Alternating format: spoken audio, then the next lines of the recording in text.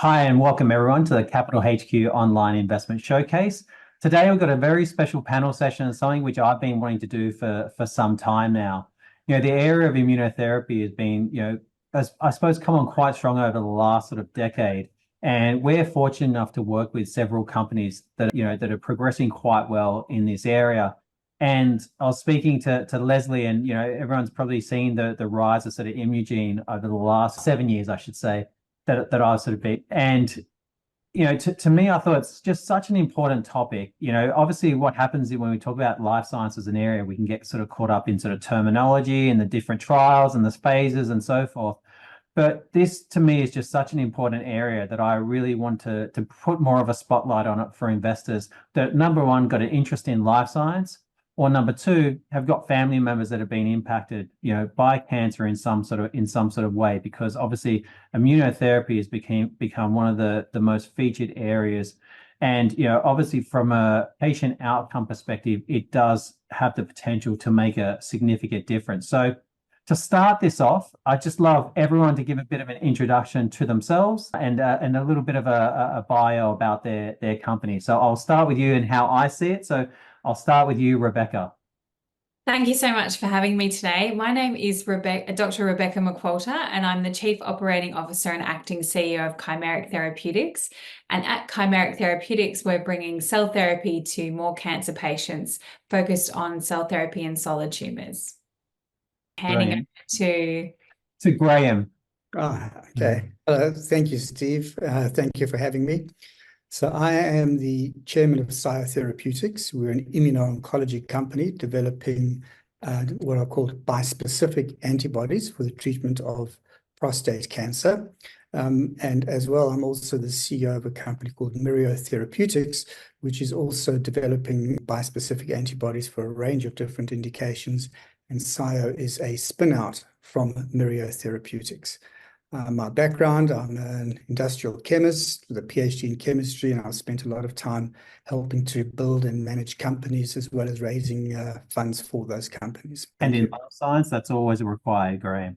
Yeah, absolutely. Over to you, Ian. Thanks, Steve. My name's Ian Nisbet. I'm the Chief Operating Officer at Cartherics. At Cartherics, we're developing the next generation of cellular immunotherapies. So we have a stem cell-based platform where we're able to very precisely genetically engineer the stem cells and then convert those cells into different types of functional immune cells with a primary focus initially on natural killer or NK cells. Fantastic. And last but not least, Leslie. Hi, thanks so much for having me. My name is Leslie Chong, and I'm the MD and CEO of Imugene.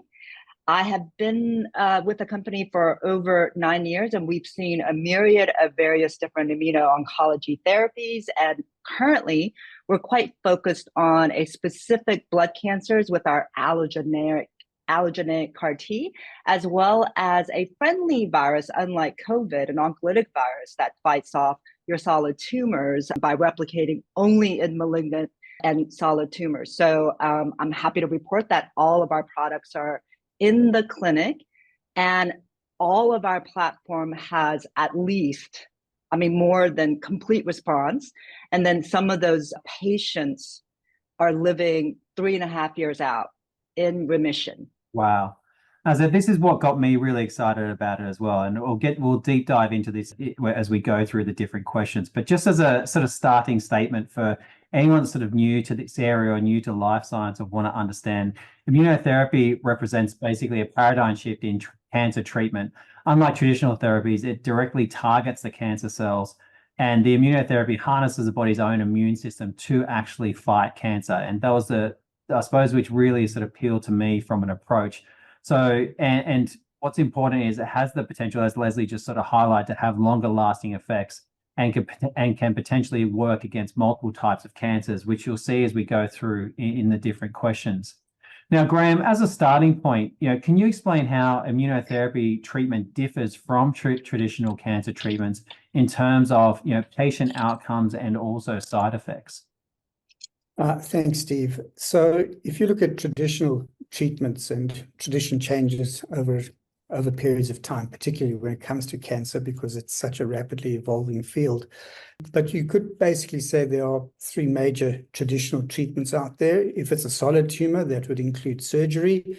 Then you have radiation therapy and also drug therapies, which would be cytotoxic drugs and even hormonal types of drugs. One must remember that in a tumor or cancer patient, it's these cancer cells which are reproducing at a far higher rate than healthy cells. So when one uses cytotoxic agents or radiation therapy, you're trying to hit those cancer cells without actually trying to affect the natural cells or the healthy cells, and that's a bit of a problem. So what one typically gets then are some nasty side effects. So rapidly evolving cells which are still healthy, such as hair follicle cells, could be the first ones to be hit as a side effect, because you're trying to hit cancer cells as well, which are rapidly evolving. So those are some of the problems that one has with these traditional treatments. And of course, surgery comes with its own complications. So immunotherapeutics, as you eloquently put it there, seeks to destroy the cancer cells by assisting the body's immune system to kill them. And naturally, that would avoid killing healthy cells. But cancer cells can be very, very tricky, and they can become immune to immunotherapeutic treatments or regimens. So the trick in the field of immunotherapy is to identify a biochemical pathway that is robust to any changes that the cell may try and impart to develop immunity. And that is the challenge that faces most immunotherapeutic products out there.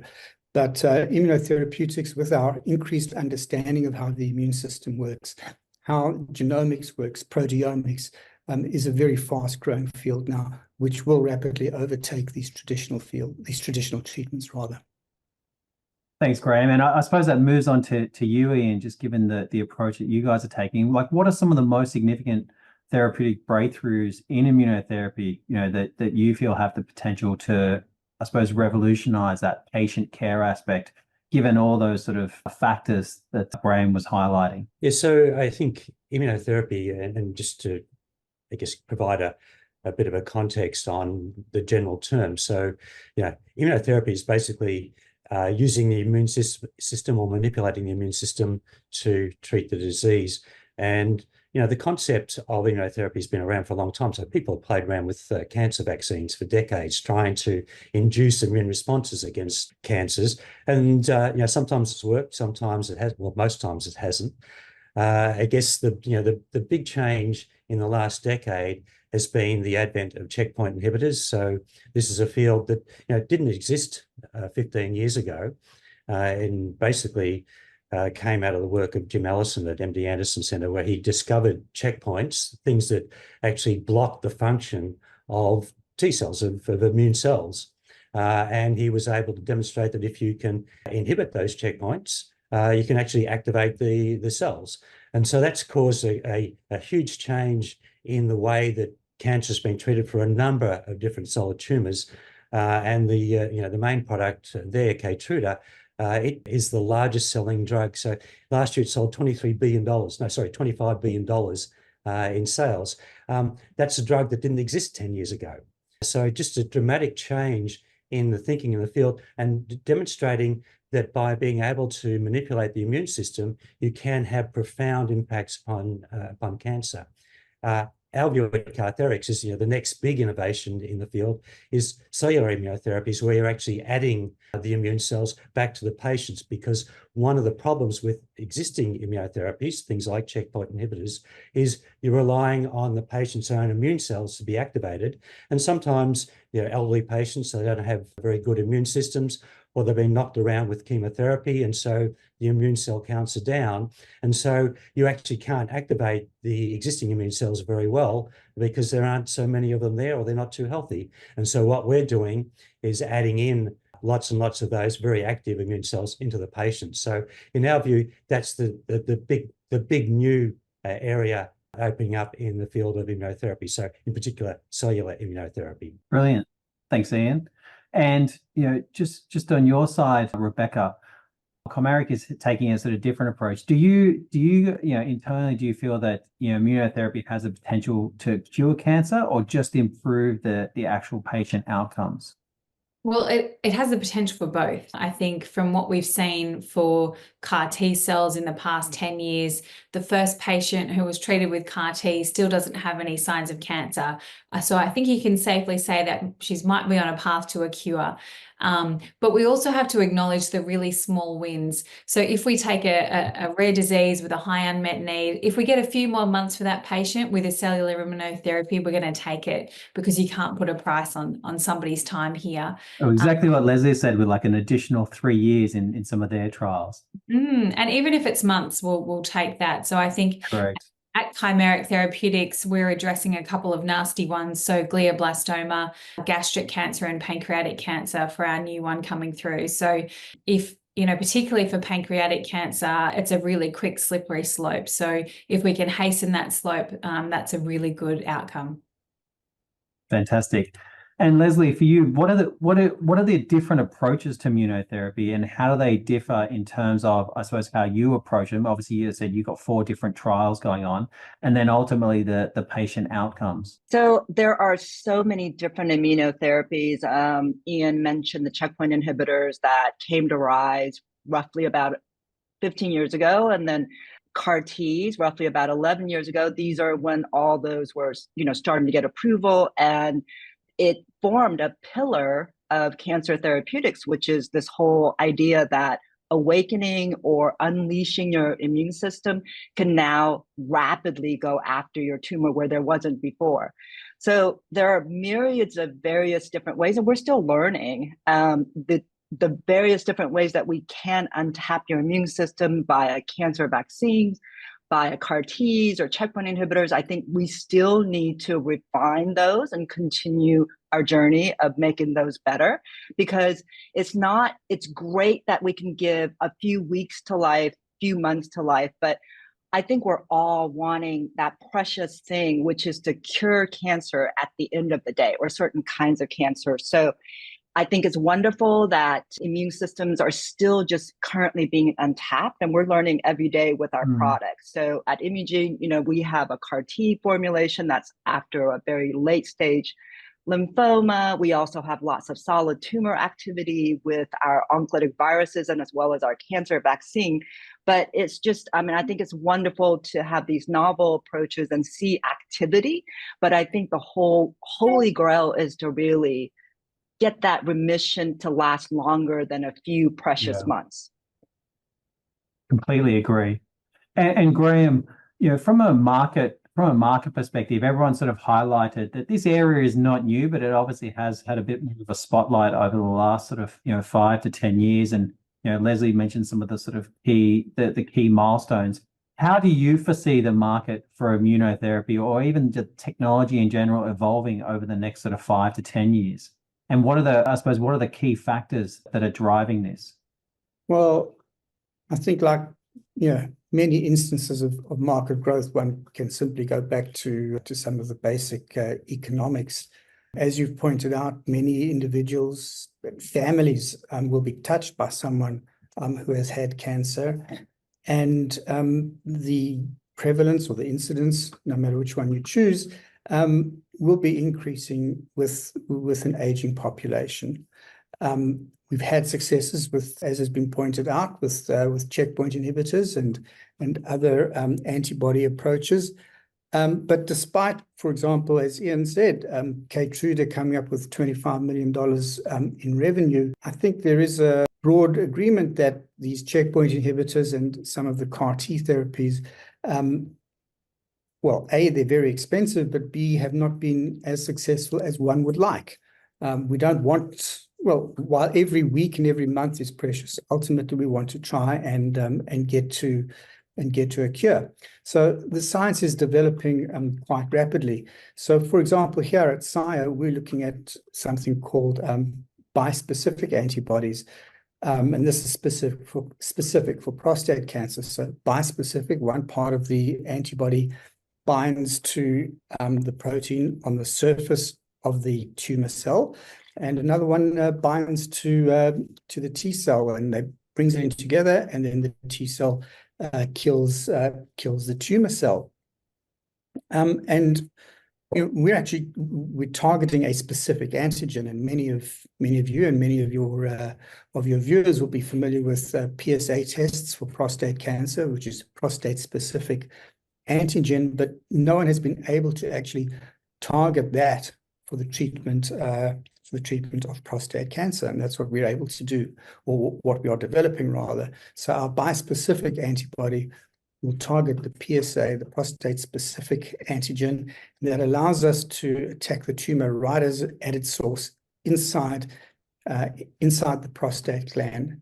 So it's these sorts of developments and processes which will drive the actual demand side as well for the treatment of cancer. And I think one also needs to take into account some of the later developments that we are seeing with artificial intelligence and machine learning, because these are playing a huge role now in the ability to better understand the basic genomic factors, the proteomics, and the chemical structure, relationships, and processes. And that will push, again, another round of drug development in the immunotherapy market, as we understand these processes a lot better and we're able to clarify what is going on. Thanks, Graeme. And Ian, from an investor's perspective, so let's say someone's looking at immunotherapy for the first time, or even if they've sort of been following it, following sort of life science from an area, they've heard, immunotherapy sort of mentioned a few times, and now they want to understand, what are the actual sort of financial returns that can be, that can be realized if a venture is successful, going through their trials. Now, I asked that question noting that, life science is a high risk area, but there is a significant sort of market reward when done well. So it'd be good to understand your perspective on that. Sure. So I'm not going to talk about specific companies. I'll just answer that in terms of thinking about an area of oncology. So I've had the good fortune to be in the field for more than 20 years, and so seen a lot of developments over that period of time. When I started off in oncology, I was working in the States, and the first approved drug I worked on was a drug called Velcade. When we launched that drug in multiple myeloma, the market for multiple myeloma was less than $1 billion a year, the worldwide market. There was a report came out the other day projecting the market for multiple myeloma drugs at 2030 will be $33 billion. So that's 33-fold increase in the course of about 20 years. And that's what happens when you get new types of therapies coming in. So we did it with Velcade back in 2003. But since then, there's been a consistent development of new drugs that treat multiple myeloma, ranging from antibodies targeting specific cell markers. We've now seen the approval of BCMA-targeted CAR T cells. We're seeing antibody drug conjugates and so on. And so that market will continue to grow. And so there's been just a huge amount of value in the market developed over that relatively short period of time. And the companies that have led that charge, we've seen dramatically increases in their value as well. And importantly, what we've seen in that that short space of 20 years, the life expectancy of a patient with multiple myeloma has increased from back in 2003, it was less than 4 years. Today, it's probably 15 years or more.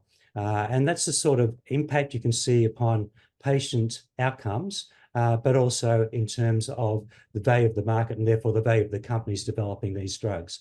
So I'm not going to predict any particular increase in value for any of our companies, Cartherics or anyone else, but just to say that we're all part of the next generation of products, and some of us will be successful, and we can reasonably expect to see those sorts of increases in value driven by that success. Fantastic. Thanks, Ian. And for you, Rebecca, how do you assess the commercial potential of new immunotherapy treatments, and what factors do you see contribute to their success in the market? So I'm really glad you asked me this question because I'm going through this process right now, being fresh in the seat at Chimeric Therapeutics. I think there's a few different things that we take into consideration. So the first thing is the unmet need, and I think that's really important to establish. Now, even if it's a small number of patients, it's not generally the number, but it's available treatments and the market size. So even if you have a small number of patients, the market size can still be quite big in terms of dollar value. And then we also look at the pathway to market. So how quickly we can get it into market, what's our return on massive investment for clinical trials going to be? And then the final piece will be how quickly can we expand the market? So that's really important. So for example, with a CAR T therapy, most big oncology centers around the world know how to handle that now. It's been 10 years in the making. They've got experience, they've got educated teams. It's not a new sort of thing. So particularly for CAR T, that's really exciting. I think another thing that I would look at is the horizon. What's coming? Are we going to be superseded quickly? And with some amazing cancer vaccines on the horizon, that's where I'm focused at the moment. But that's kind of the small package in a 5-second blip of what we do when we look at potential market potential for any molecule coming through. Brilliant. Thanks, Rebecca. And Leslie, you're obviously with Imugene. I'll ask you specific to Imugene. You're obviously taking a portfolio approach to it. So from an investment standpoint, how do you, from a CEO standpoint, how do you think about the creation of value in Imugene with your 4 different approaches and as you go through your different trials, and why have you chosen that path? So I want to address what Ian said. He said some of us are going to be successful. I really want all of us to be successful. I think we're all doing incredible, novel work. And I think it also, success builds on success. I hope for everyone on this panel to be successful, because we need to get Australian biotech companies really out there we're doing some revolutionary things here. At Imugene, back to Imugene, we have a product that could possibly change the landscape of how we look at solid tumors. So, the value creation and excitement for me personally is to have this experienced team to take a product all the way from bench and hopefully to bedside. And in between there may be partnering, there may be cooperative groups and collaborations. And that's really exciting when someone else gets as excited about your product as you do. And so with our 4 products, I can't be more exuberantly happy for how we're developing these products. And we have a team effort here, and we're all joined at the hips in terms of understanding where our products can reside. So I do a full mapping of every single product that we have in our portfolio, all the way to marketing, to see where it will end up. But the story has to be quite tight and concise, because the regulatory journey isn't easy. And so understanding where this drug fits in the landscape, where it could possibly end up, how it can be combined or by itself, all those things adds to the value of the drug. And in essence, if you add value to drug, and patients being our North Star, at the end of the day, if we can serve a body of patients, the value will come. And that has been my belief from the dawn of starting this very long career, 26 years now, in drug development, specifically in cancer. And just give the audience some sort of perspective. And there's one thing I suppose I should have done beforehand. What is the actual size of the cancer treatment market in general? Oh gosh, I mean, even if you just look at CAR T alone, just CD19 CAR Ts alone, in 2023, they became a blockbuster drug, and there was only one for an extended amount of time, and then others joined. And I'm only talking about the CD19. I think BCMA is going to just surpass that. As clinicians and oncologists learn how to treat with the drug, there's more use of it because they learn. So that's $23 billion just last year alone. And in 10 years, they think that that's going to balloon to $23 billion. And that's, again, only 4 drugs, only 4 CAR Ts, and there are so many others. So the market is completely untapped in that that's only 10% of the population, and that's blood cancers. We've got 90% of solid tumor that hasn't been well served. Keytruda did a wonderful job, and checkpoint inhibitors in general have done a wonderful job in various different combinations, but they really only serve roughly about 20-30% in certain kinds of indication. And they're, as we say, they're in the $25 billion cells. That's one drug in the checkpoint inhibitor space that's serving either lung or bladder, very, very small populations, in fact, but that becomes a standard of care, and then more and more is being used. So the valuation can be, and the market size is huge. If you can really affect patient and lead to more than a few months, maybe hopefully lead to a cure, then the market is still very much untapped.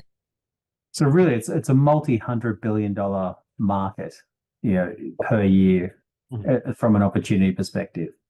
But even earlier on, those partnerships, bringing value to shareholders, all the while the journey is going. I mean, that's what we're looking at here on the ASX.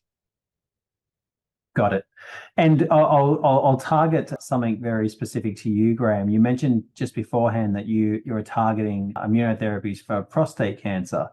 So I suppose from a opportunity perspective, why are you targeting this area? And provide us with sort of, I suppose, the way in which you think about the risk versus reward potential by targeting specifically prostate cancer.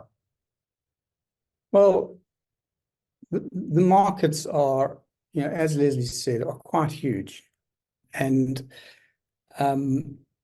it's very difficult to try and work out which one you should actually go for. But when we looked at the issues facing different types of cancers, of course, from a market opportunity, you would look at the one that has, to a very large degree, the largest unmet need there. And if you look at prostate cancer, the opportunities of the treatment modalities are pretty limited. You're looking firstly, potentially at surgery. You could be looking at radiation therapy. You could be looking at hormonal therapy. Only recently have we seen some drugs and vaccines being produced, but these are for specific cases of prostate cancer. And we looked at this and we said, well, hold on, we've got a good marker for this, which is prostate-specific antigen. Why can't we leverage something off that? And it's actually looking at the basic cancer cell. That's what led us down this path. So an unmet need, quite clear. Nearly 2/3 of all men will develop prostate cancer. Many of them won't require treatment, but it is a very large unmet need. And also when it comes to the side effects, radiation therapy, hormone replacement therapy, these can have material side effects and also have a very, very negative effect on a person's quality of life. So it's not just the actual direct, life and death impact. And it's also not just during treatment as well. It's also can be ongoing for months after.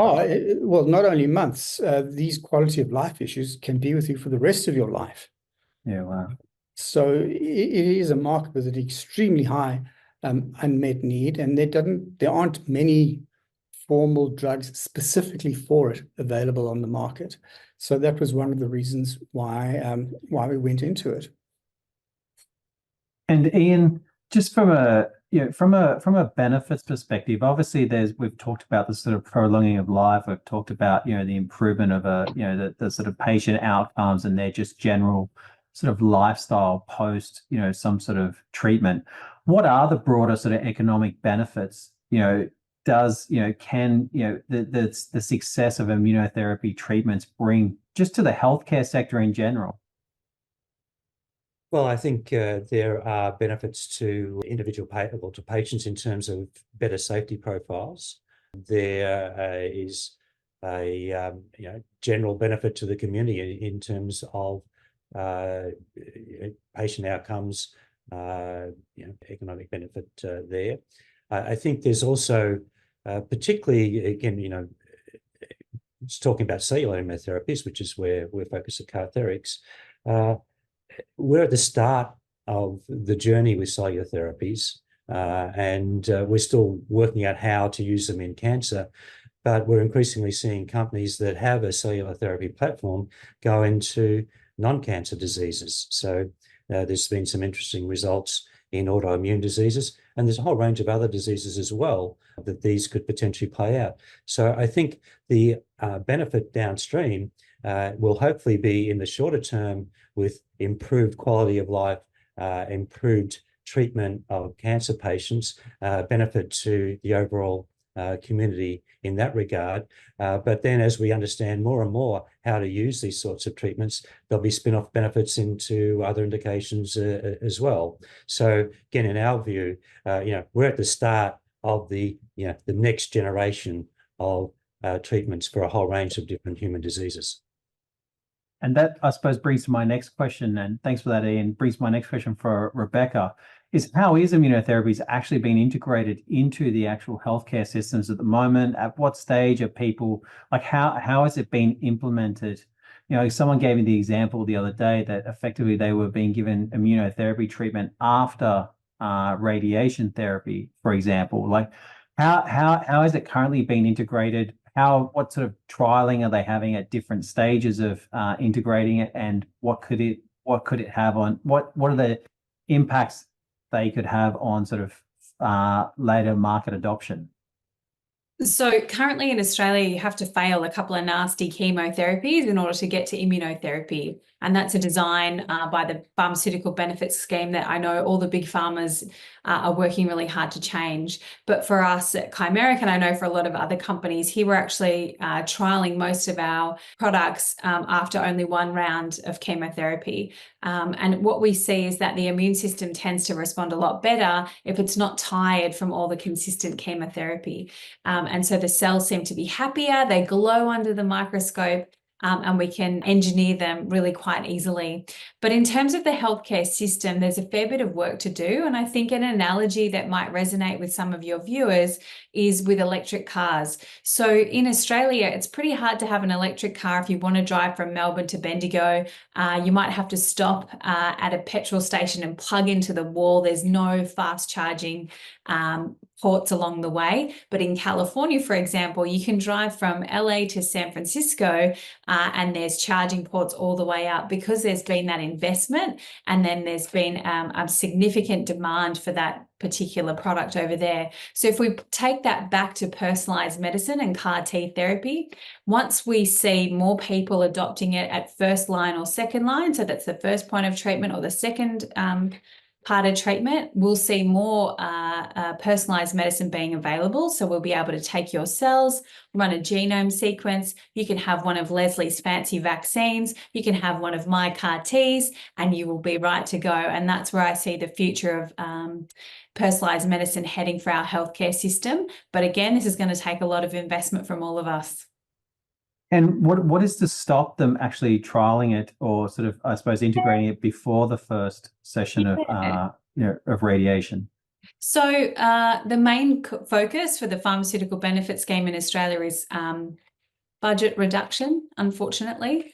And also the chemotherapy drugs that have been used for 30, 40, 50 years, we know how they work. We know how patients respond. We've seen multiple responses. And so whilst I wouldn't say that CAR T is necessarily new, all of the molecules that we're bringing to market are technically new. So people want to understand a little bit more and feel more comfortable about how each different person's body is going to react to them.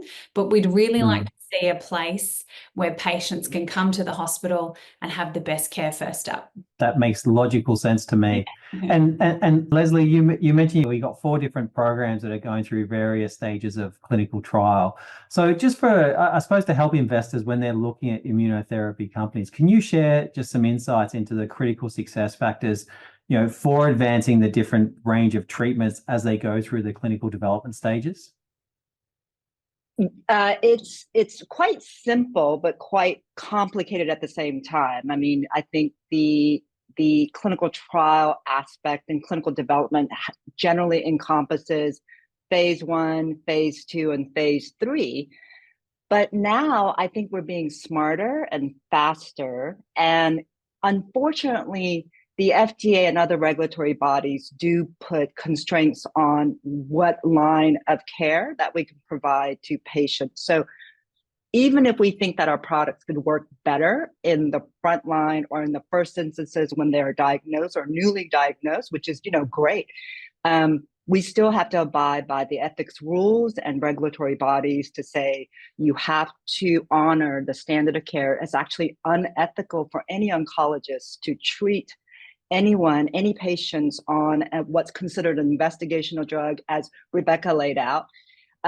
Those are non-approved drugs. They're still in clinical trials. It's unethical to move them in a frontline setting or a second line setting. They have to exceed, unfortunately, the standard of care. And the standard of care happens to be the old mainstays, the chemo, the radiation, etc. I think, if I like companies that have very experienced team, have a record of having had experience with developing a certain kind of medicine, and in this case, in oncology. You also want to see that sometimes phase 1 is great for safety rollouts, but also this is when you get to look at how it works. And so when you start seeing activity along with safety, you've got something very special. And I think almost companies owe it to themselves to develop those products. And I'm fortunate at Imugene, we have 4 products that have exceeded phase 1 or exceeded safety profile and have seen efficacy as early as phase 1. So in CAR-Ts especially, because it has shown such a whopping response rates, they are able to move into phase 2 or 3 and get rapidly approved. And so the FDA and the regulatory bodies are finally seeing that really efficacious drug, or if you get responses early on with safety intact, they're willing to listen to you to give you fast track designation, orphan designation, etc. Because like all regulatory bodies, they're all humans and they want drugs to be out there for our patients. And I think they're willing to look at novel therapies as long as you have safety and you have a clear sign of some level of response and efficacy.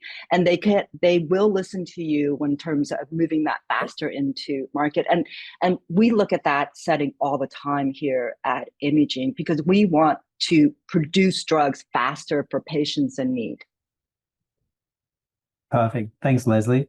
And just a final question for you all as we sort of come to wrap up the panel session. So you've all got extensive experience in life science in general and in this space. What are, like I said, if you were to put on your investor hat, obviously you're passionate CEOs and COOs, but if you were to put on your investor hat, what are the future trends in immunotherapy that investors should be looking for? And how can they position themselves to capitalize on these trends? And understanding, this is from a long-term perspective. This is a 5 to 10 year horizon perspective, not how can they make a trade in the next 3 months. So I'll start, I'll go around and ask you all that question. So I'll start with you, Rebecca. Oh, sure. I think future trends in immunotherapy, please don't be afraid of investing in CAR-T. I think there's a lot of growth to happen in cell therapy and particular in cellular immunotherapy, even though it looks daunting and expensive. As I mentioned, the cost will come down as more people start to use it and it becomes a mainstay in the treatment of care. So I think in the future, we're looking at lots of different multiple targets. So you can attach different CARs and have 2 or 3 CARs on one cell, which I think is really exciting from a scientific perspective. So I'll be looking out for those in particular. Fantastic. Thanks, Rebecca. Ian. So I just reiterate one of the points I made before, and that is, we're at the start of the development of cellular immunotherapies and other immunotherapies as well. But, my area, Cartherics, is cellular. We're at the start of this new area. What I think people should look out for is the opportunity to exploit cells to make them more like pharmaceutical products. So at the moment, the existing autologous CAR-T products it's one product for one patient. So looking at ways in which you can make one product for multiple patients, which is what we're doing with our stem cell-based technology.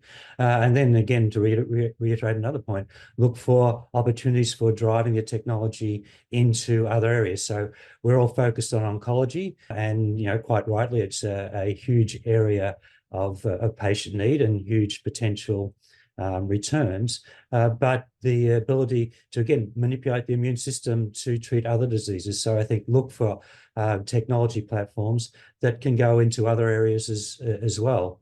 And it has the potential to be just a huge change in the way that a whole range of different diseases are treated. Brilliant. Thanks, Ian. And yourself, Graeme? Well, echoing a lot of the points that have come across from the other panelists, but I think another way of looking at it is, I was at a major conference in Europe a little while ago, and part of a CEO forum, just discussing issues in the sector. And one of the things that really stood out for me was cost of therapies, cost and capacity.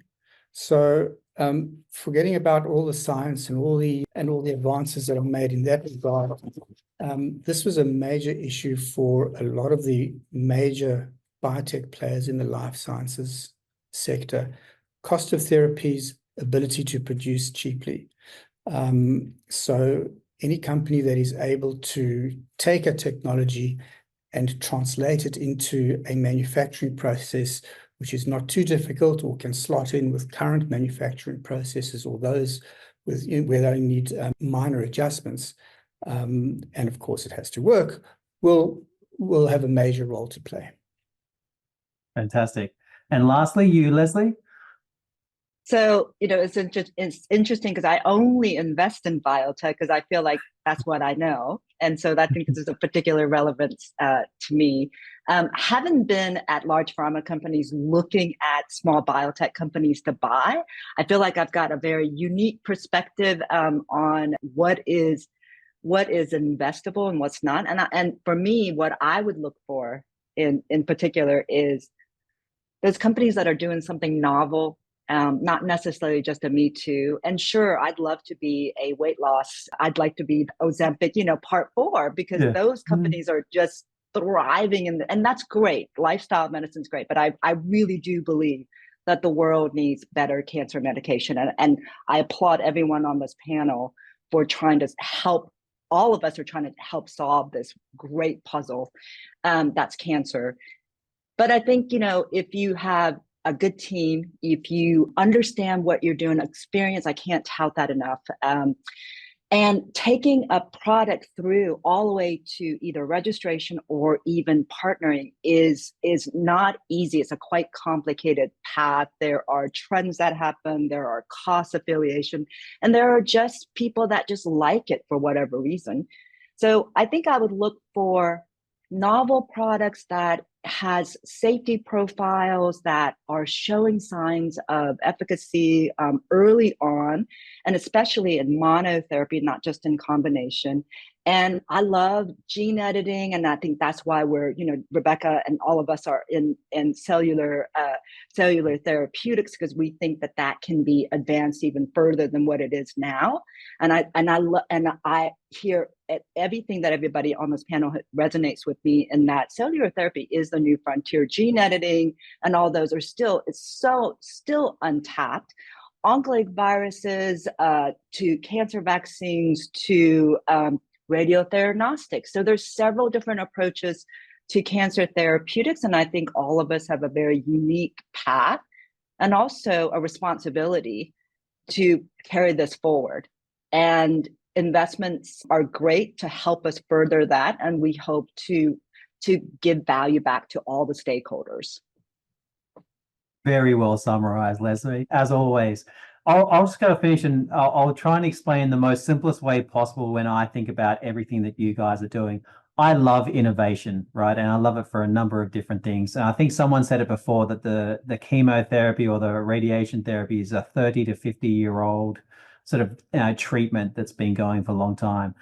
the beautiful thing about innovation is, first, what it does is it typically replaces the value of the incumbent. So if you think about I'm going to a completely different area. If you think about classifieds as ads as an example, but absolutely, there were previously in newspapers, it got destroyed by the internet, right? And then the value of those companies have then 10x'd, the value of those incumbents that were there at that stage. And then likewise, AI has the potential to do the same on the software side, to go and 10x that again over the next sort of 5 to 10 years. So the easiest way, I think, for me to summarize when I think about you guys is the current incumbent treatment is the chemotherapy and the radiation. Immunotherapy is that sort of new player coming into the market, and because it is in that tricky area of life science, and it does have different bureaucratic and safety processes to go through, it does take a bit longer than normal. But ultimately, the potential value for your companies is to, as I said, first replace the value of the incumbent treatments, and then exponentially go beyond it. As far as more and more investment actually goes into the space.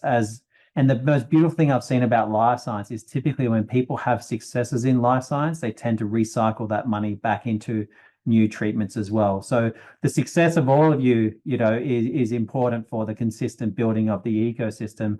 And then likewise, the role that high net worths and family offices can play is super important, especially in the early stages, but also, even in for listed companies, because, small trades can move share prices quite quickly, for listed companies. So I would like to say a big thank you to all of you. I appreciate taking the time out of the middle of the day to do this and sort of provide a lot more, in-depth sort of understanding of immunotherapy as an area. Thank you.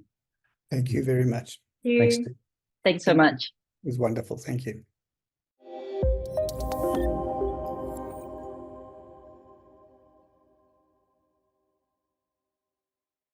Hello, and thank you for listening, and thank you for having me present my